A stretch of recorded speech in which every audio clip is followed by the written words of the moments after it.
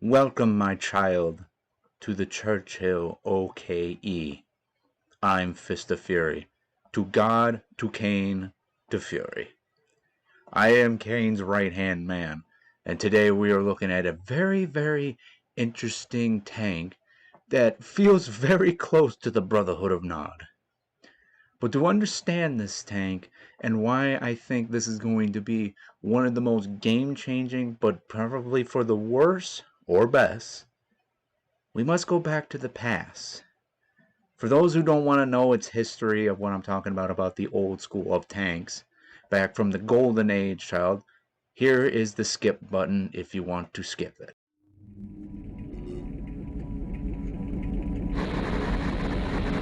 Do not ignore the past, my child. It is the gateway of knowing things in the future.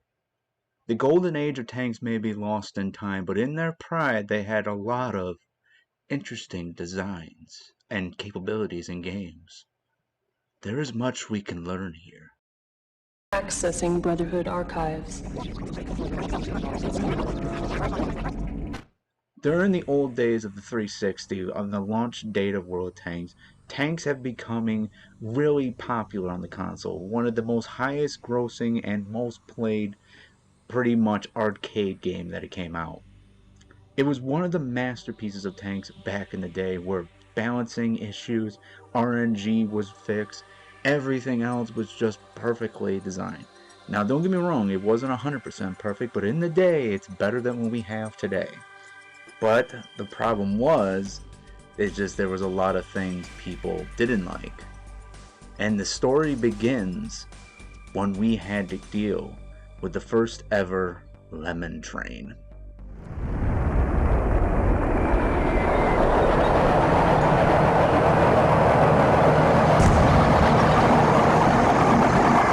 For those who don't know what a lemon train is, lemon trains are technically a one-street sided tanks, meaning that it send all your tanks at one side and push the enemy from out of positions.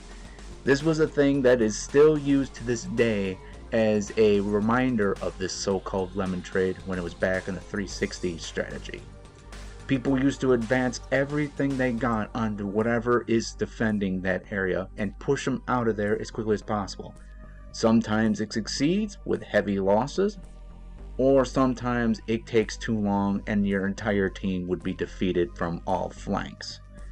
It was literally a double-edged sword of how to deal with these type of gameplays. But unfortunately though, not a lot of fun can be said to a lot of tanks though. Any light armored individual tank destroyers that have to sit in the back sniping the entire game as their design and purpose. But the lemon train keeps breaking this, making almost dangerously making the light tank armored tank destroyers and everything near extinction. After 2 years later, Wargaming brought out something that many people didn't expect. Fire tanks.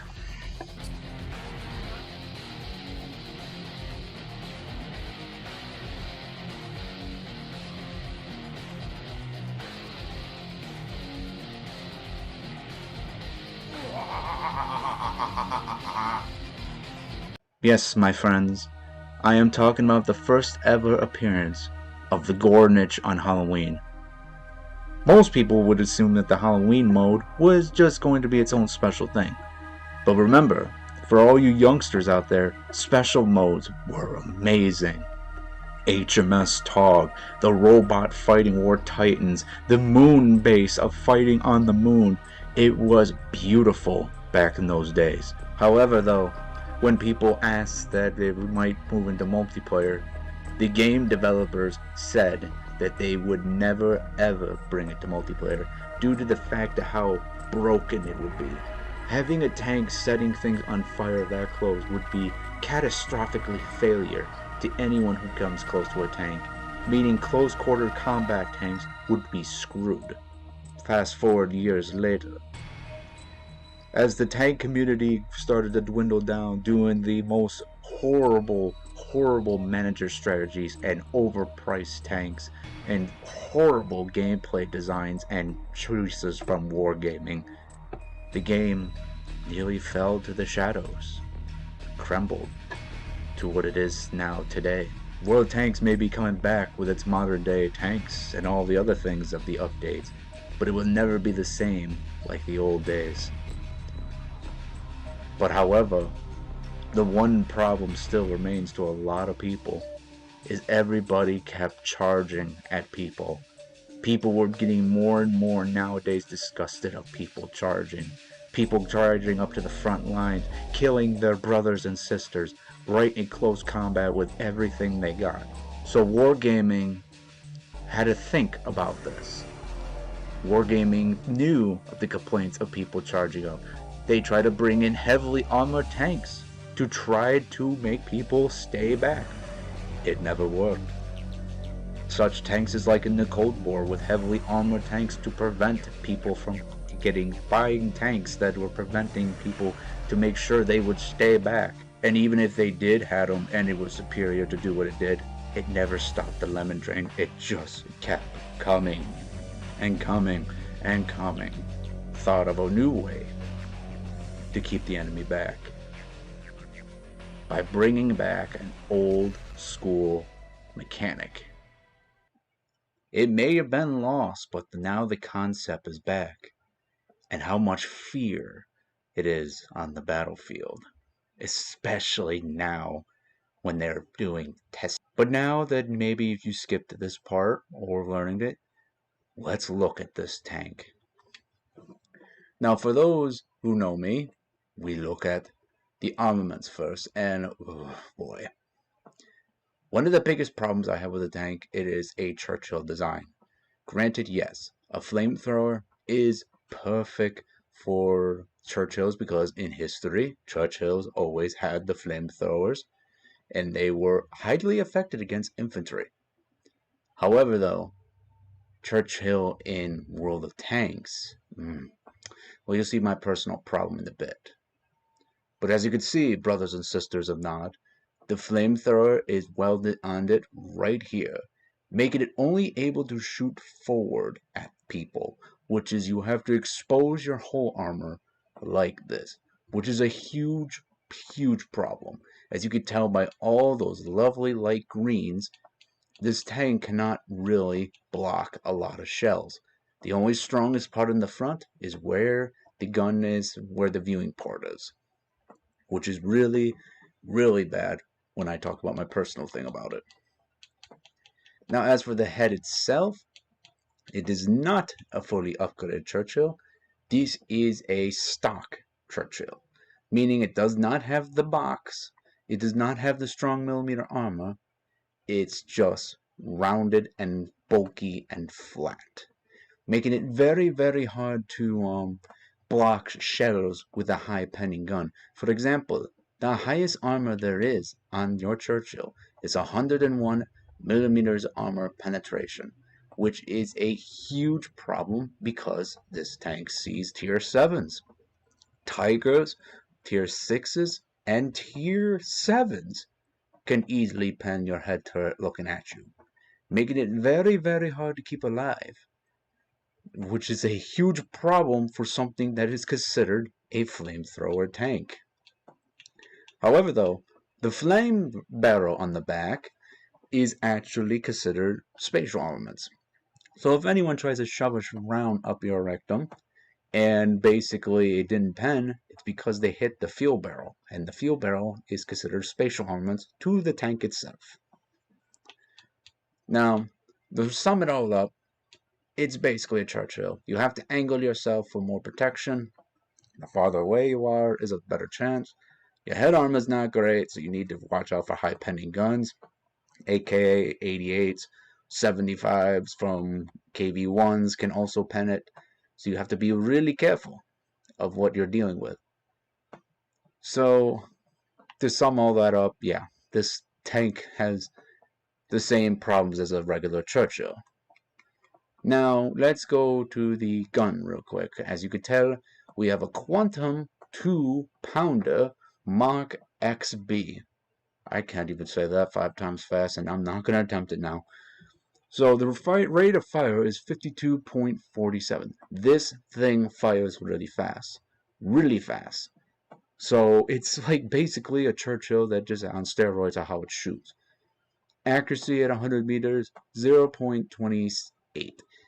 The problem is with this tank, it cannot snipe very well because of how much aim time you have to beat. Obviously, this tank is designed to be close quarters combat, which makes sense because the flames will rise right in front of you for the Brotherhood of Nod.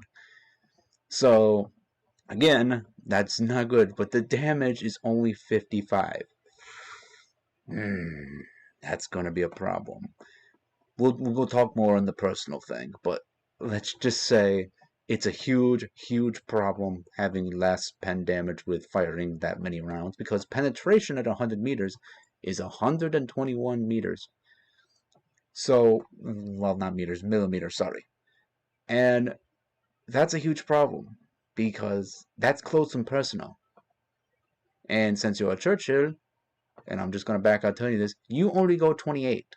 So this thing goes very slow without any upgrade equipment, which I had to put one on it, so it's even slower.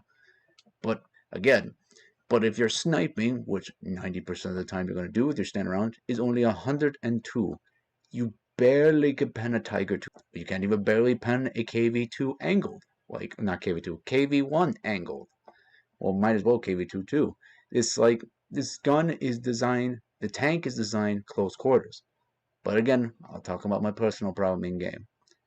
So your type of rounds would be AP, APCR, ammo capacity to 150, which makes sense because if you're going to shoot that many, it better have a lot of ammunition. But let's talk about our old brothers.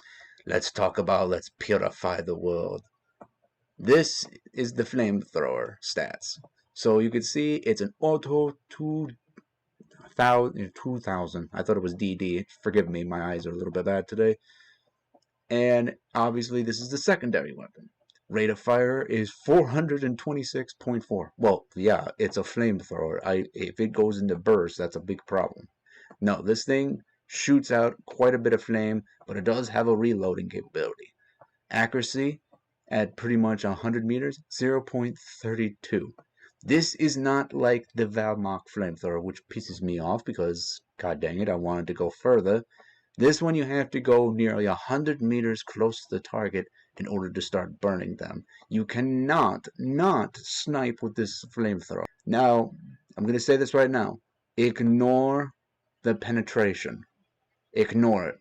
I don't even know why it has a stat. Because once that flame hits you, no matter how much armor you have, no matter if you're angled or not, you're going to be burned. This thing is a flamethrower, guys. It is not a shell. It's going to burn you. See, type of ammo, flame. Flame will rise. And then the ammo capacity, 1,100. Makes sense because you got a big, huge fuel tank in the back. Makes sense. This tank is heavily inspired by snipe, like close range combat. But again, I'll have to save it for the thing. As you already talked about this feud. This, I'm going to tell you right now for the viewing range and concealment, this is from a 40 max out crew as I'm showing you right now on screen. And equipment-wise and everything equipment-wise, I could have got my view range a lot better, but I wanted the reloading really fast because, again, it's not designed to be a sniper, so do not put binocs. Even though you want to have binocs, you don't need it. You don't need it. So this is the max you could do to make it efficient because, honestly, if you try to put binocs on it and turn this into a sniper, you're not going to like the result of you shooting something miles away and not being able to pen something. Not in the slightest. So, yeah. So just to show you before I review this. So the max viewing range I got is 460. Concealment is 375, which is not good. Like, with all that stuff, with ventilations and all that, it still has a problem of concealment problems, which makes sense. It is a big, huge Churchill that's moving really slow, but for what it does, I'll have to tell about it once we get into the battle. Yeah, and then I even had to use combat rigs to make it go faster, because trust me, it needs it. It really needs it. It's single range. Well, its single range has been upgraded from the perk I had. Is only 868.00, pretty much. That's not bad. But again, you're not designed to snipe, so I guess if you need to shoot a light armor vehicle at range, maybe, but you're designed heavily to be close quarters combat, which is Again, we'll talk about that. So let's talk about the cost of ammunition. So, so that's the AP round, but I want to talk about this major problem when we get in the game. But I just want to say real quick, penetration to 100 meters is 145 to 122. Okay, better. Damage wide the same, but price is 1,600. I'll talk about that in the personal thing in the game. The speed is 1,341. So let me show you in game and pretty much show off the tank itself. So, my personal opinion on this, and what does the Brotherhood thinks about this tank? Well, to be honest with you, if Kane was here right now, he would call this a little bit of a disgrace. A little sad disappointment. Why? Well, as you can already tell by the stats I said, and how much range the flamethrower is, and how much it is, it's kinda not good for the Brotherhood. Why? Well, as you can already tell by all the stats, the gun can't barely do anything at range without premium against heavy armored tanks. Not super heavies, I meant heavies. Because the problem with the AP on this pen being less and less from many miles away, you're so slow that it is very, very hard to shoot someone at long range sometimes with armaments. Now, granted, yes, a Sherman, you could screw them up with the normal rounds, but only if you hit specific areas. You can screw up a lot of light tanks with it. But however, if you come across your own self, a KV-1, or anything, dear God, above it, that you're going to have to load Prem, which is, again, like you saw the price on it, you're going to lose a lot of money. And for those who don't know, like when I mentioned I would say outdated in game, the amount of shells you fire is that price. So one shell per fire is that a price of 1,600.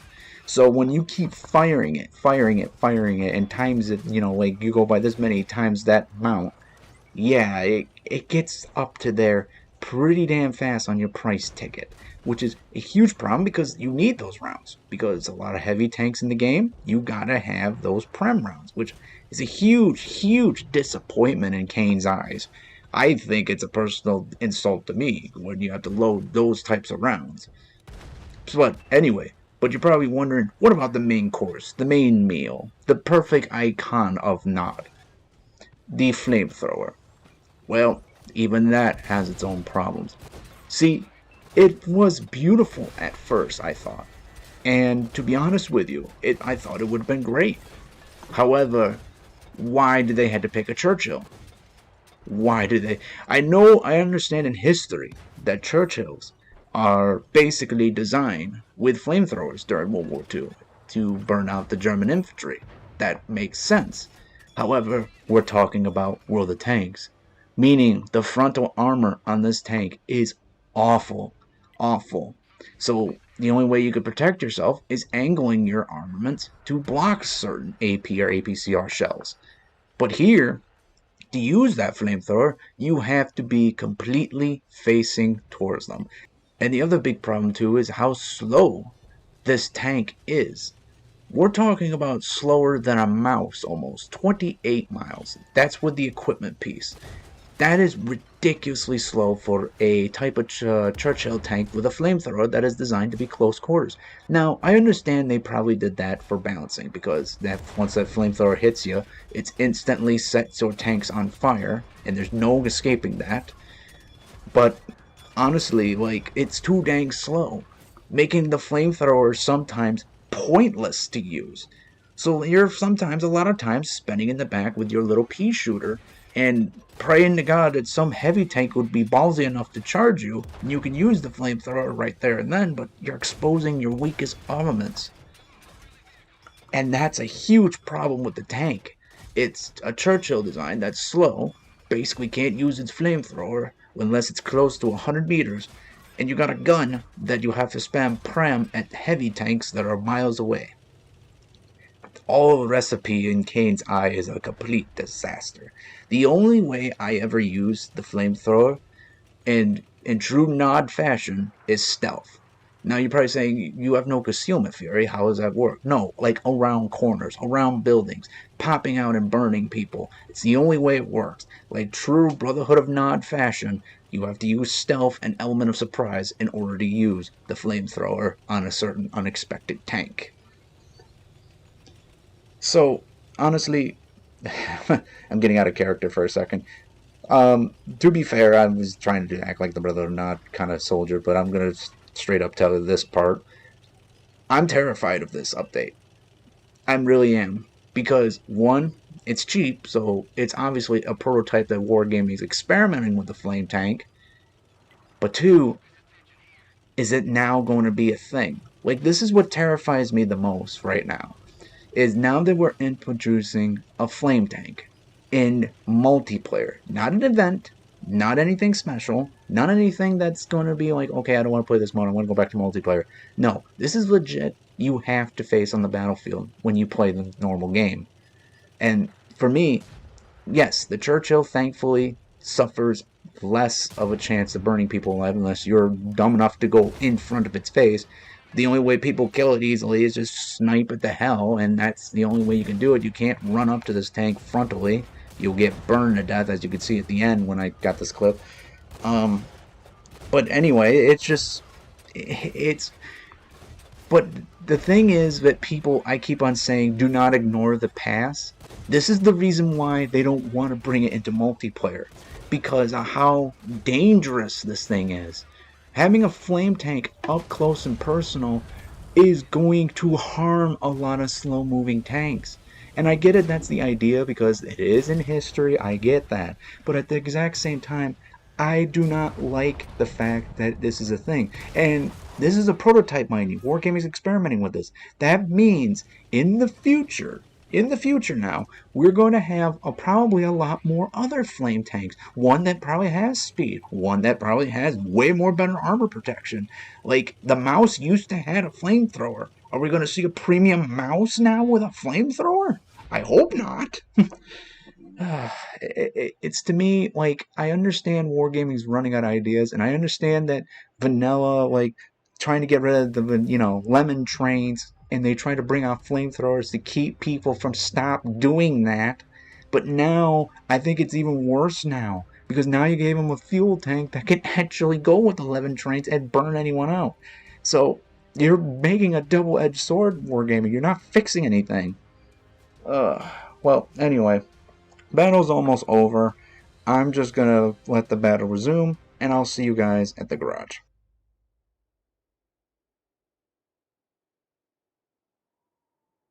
So, what are my final verdicts on the Churchill OKE? The first ever flame tank into multiplayer. Not the first ever flame tank. We're not going to take that away from the Gordonich. That always will be the first one in Halloween mode. But in multiplayer, this is the first one I've seen in World War II. And it's got some major problems. Major problems. That, okay, let's face it, it's fun to play, but it's got so many negatives and positives. I understand they probably did that reason why it's only legit 2,700 gold right now, which is extremely cheap for a tier 5. As you want proof, there it is, 2,700. And the problem with the tank, it failed miserably what its purpose is. First and foremost, it's a Churchill. God help us. I mean, Churchills are not known to be juggernauts or heavy tanks in this game unless the people know how to angle themselves. But that defeats the whole purpose of using a flamethrower. You've got to angle your armaments like this, away from the target, and your flamethrower has to be like this in order to use, so you're exposing your weakest armor. Like an epic fail when that department. Not to mention, you don't have the box turret. Like, for example, I'll show you with the British Bulldog. You see, that's a fully upgraded Churchill's gun. It's a Bulldog with the maxed out turret. You got the square box. It's more heavily armored. Now, granted, is it the best? No. Not like back then, but back then it was really strong, but here it's just a box. But I guess that's the reason why they want to keep it stock, because you got a flamethrower so that way it balances, but it doesn't. The speed is awful too. The speed you'll have to get across the battlefield in slow moving space to try to use your flamethrower, so literally your flamethrower is only an ambush setup. Or dealing with super heavy tanks like the Oni. Japanese heavies would suffer heavily with this tank if you don't pay attention to it, guys. And not to mention, the best way to defeat it, if your guys are scared of it, is just kill it in range. Stop lemon training. And I guess that's what Wargaming's main accomplish is, because again, like I said, Wargaming was trying to invent ways to stop the lemon train problem. And they try to bring out flamethrowers now to do that. But I think it's like I said, Achilles' sword, like I said in the video, is because, one, you're giving the lemon trains more fuel to do lemon trains. If they just go all blitzkrieg charging at the same time, the flamethrower is going to burn out anyone who's trying to hold off a massive wave too, defeating the purpose of the lemon train. So lemon trains are never ever going to change, never ever going to adapt to anything else.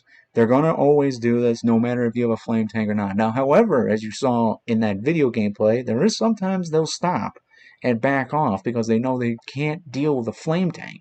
So you got the fear in place for wargaming if you're trying to do that, but in reality, flame tanks is only good when you have additional armaments to protect yourself, where the flamethrower is armaments and speed. Now, I'm not saying I want a light tank in the future that has a flamethrower that goes around the battlefield burning everything. That would be broken as hell. But now it opens the door between other flamethrowers. So the final verdict I have to give this tank, no matter if it's a low price or not, I'm giving it a 4 out of 10. Now you're probably going to say, isn't that harsh, Fury? Well, hear me out. Flamethrower is fun. The pen is okay. But if you go up against heavy tanks, you won't have to go to the tank to burn it.